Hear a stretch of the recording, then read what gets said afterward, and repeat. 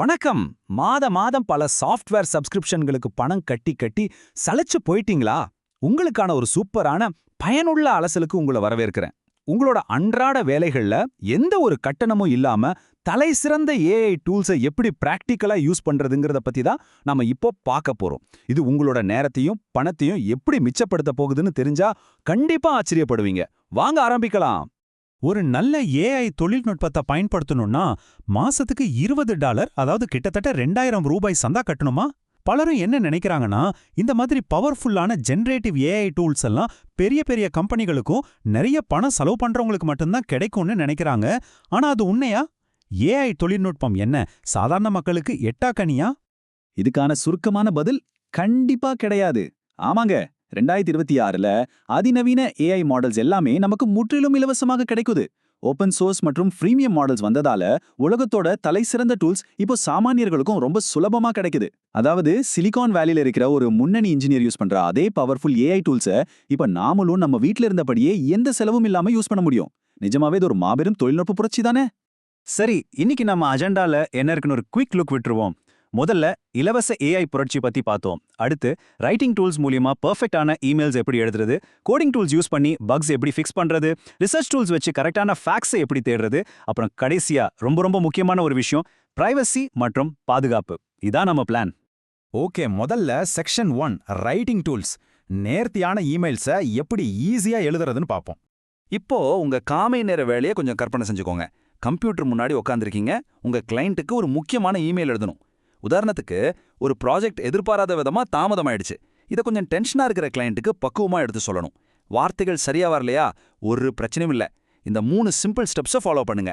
முதல்ல chat GPT, அதாவது அதோட GPT 5.3 இன்ஸ்டன்ட் மாடல்ல ப்ராஜெக்ட் 2 வாரம் டிலே, சப்ளை செயின் பிரச்சனைன்னு பேசிக் டீடைல்ஸை கொடுத்து ஒரு டிராஃப்ட் ரெடி பண்ண சொல்லுங்க. ரெண்டாவது ஸ்டெப், இது ஏதோ ரோபோட் எழுதுன மாதிரி இல்லாம ஒரு மனுஷன் பேசுற மாதிரி இயல்பா மாத்த அந்த டிராஃப்ட்டை அப்படியே கிளவுட் சானட் 4.6 கிட்ட கொடுங்க. ஃபைனலா கிராமர்லியோட டோன் டிடெக்டர் யூஸ் பண்ணி உங்க வாக்கியங்கள் ரொம்ப ஹார்ஷா இல்லாம நல்லா ப்ரொஃபஷனலா இருக்கான்னு செக் பண்ணிக்கோங்க. அவ்வளவுதான், உங்க பர்ஃபெக்ட் இமெயில் ரெடி. ஆனா இதுல நம்ம கவனிக்க வேண்டிய விஷயம் ஒன்று இருக்கு. இந்த ஃப்ரீ டூல்ஸ்க்கு என்ன சில லிமிட்ஸ் இருக்கு, அதை தெரிஞ்சுக்கிறது ரொம்ப அவசியம். இப்போ சாட்ஜிபிடியில் நீங்க தொடர்ந்து நிறைய கேள்விகள் கேட்கும்போது ஒரு குறிப்பிட்ட நேரத்துக்கு அப்புறம் அது தானாவே அதோட சின்ன மாடலான GPT-4o மினிக்கு மாறிடும். அதே மாதிரி கிளவுட்ல யூசர்ஸ் அதிகமாக இருக்கிற நேரத்தில் 1 மணி நேரத்துக்கு சில மெசேஜ்கள் மட்டும்தான் அனுப்ப முடியும்னு ஒரு ஸ்ட்ரிக்டான ரூல் இருக்கு. கிராமர்லி எடுத்துக்கிட்டிங்கன்னா மாசத்துக்கு 100 ஏஐ ப்ராம்ப்ட்ஸ் மட்டும்தான் ஃப்ரீயாக தராங்க. ஸோ உங்கள் டெய்லி டாஸ்க்ஸில் இந்த லிமிட்ஸை மனசில் வச்சுக்கிட்டு பிளான் பண்ணுறது ரொம்ப ஸ்மார்ட்டான விஷயம். அடுத்து செக்ஷன் 2 கோடிங் டூல்ஸ். டென்ஷன் ஆக்குற கோடிங் பிழைகளை எப்படி சுலபமா சரி செய்யறதுன்னு பார்க்கலாம். இப்போ மதிய நேரம் ஆயிடுச்சுன்னு வச்சுப்போம். நீங்க ஒரு சீனியர் சாஃப்ட்வேர் இன்ஜினியர் இல்லனாலும் உங்க ப்ராஜெக்ட்ல ஏதோ ஒரு ஸ்கிரிப்ட் பிரேக் ஆயிடுச்சு, அதை ஃபிக்ஸ் பண்ணி ஆகணும். எந்த ஃப்ரீ டூல் இதுக்கு ஹெல்ப் பண்ணும்? ஆரம்ப நிலையில இருக்கிறவங்களுக்கு கூகுள் ஆன்டிகிராவிட்டி ஒரு பெரிய வரப்பிரசாதம்னு சொல்லலாம். இது சாதாரணமா கோட் சஜஸ்ட் பண்ற டூல் கிடையாது. இது தானாவே செயல்படுற ஏஜென்ட்ஸ் யூஸ் பண்ணி உங்களுக்காக எல்லா கஷ்டமான கோடிங் வேலையும் முடிச்சிடும். உண்மையா சொல்லணும்னா இது உங்களுக்காகவே வேலை செய்யற ஒரு ஜூனியர் டெவலப்பர் மாதிரி. இது பிராக்டிக்கலா எப்படி வேலை செய்யுதுன்னு பார்க்கலாம். இப்போ உங்க பைப்பான் கோட்ல ஒரு எரர் அடிக்குதுன்னு வச்சுக்கலாம். அந்த எரர் அடிக்கிற கோடை அப்படியே காப்பி பண்ணி இதுல பேஸ்ட் பண்ணுங்க. அப்புறம் இதை ரிவ்யூ பண்ண சொல்லி ஆன்டிகிராவிட்டி கிட்ட கேளுங்க. அவ்வளவுதான் உங்க வேலை. அந்த ஏஜென்ட் எரர் என்னன்னு கண்டுபிடிக்கிறது மட்டும் இல்லாம தேவையான பேக்கேஜ் எல்லாம் தானாவே இன்ஸ்டால் பண்ணி கோடை ஃபிக்ஸ் பண்ணி பிரவுசர்லயே ரன் பண்ணியும் டெஸ்ட் பண்ணிடும். நாம எவ்வளோ மெனக்கெட்டு செய்வோமோ அதை அதுவே ரொம்ப அழகா செஞ்சு முடிச்சிடும். ஆன்டிகிராவிட்டி மட்டும் இல்ல, இன்னும் சில சூப்பரான ஆப்ஷன்ஸும் நமக்கு இருக்கு. நீங்க எந்த சாஃப்ட்வேரும் இன்ஸ்டால் பண்ணாம பிரவுசர்லயே டேட்டா சயின்ஸ் வேலைகள் பார்க்கணும்னா 15 ஃப்ரீ சாட்ஸோட டேட்டா லேப் ரொம்ப பெஸ்டா இருக்கும். இல்ல, நான் ஏற்கனவே VS கோட் மாதிரி எடிட்டர்ஸ் யூஸ் பண்றேன்னா மாசத்துக்கு 2000 ஆட்டோ கம்ப்ளீட் சஜஷன்ஸ் ஃப்ரீயா கொடுக்குற GitHub Copilot எக்ஸ்டென்ஷனை நீங்க யூஸ் பண்ணலாம். உங்களோட தேவை என்னவோ அதுக்கேற்ற டூலை செலக்ட் பண்றது தான் புத்திசாலித்தனம்.